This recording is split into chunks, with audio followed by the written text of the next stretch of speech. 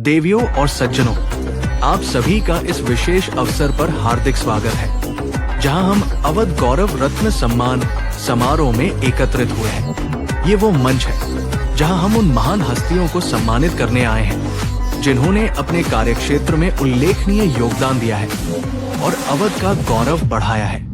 अवध गौरव रत्न सम्मान उन अद्भुत व्यक्तित्वों का सम्मान है जिन्होंने अपने कार्यक्षेत्र में न केवल उत्कृष्ट प्रदर्शन किया है, बल्कि अवध की सांस्कृतिक, सामाजिक और आर्थिक उन्नति में भी महत्वपूर्ण योगदान दिया है। ये मंच उन व्यक्तियों की उपलब्धियों का उत्सव है जिन्होंने अपनी मेहनत और लगन से न केवल अपने सपनों को साकार किया है, बल्कि हजारों लोगों को प्रेरणा भी दी है।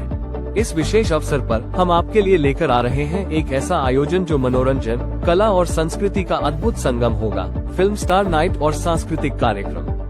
इस शाम की खासियत होगी बॉलीवुड के मशहूर सितारों की शानदार प्रस्तुतियां जो आपकी शाम को यादगार और रंगीन बना देंगी।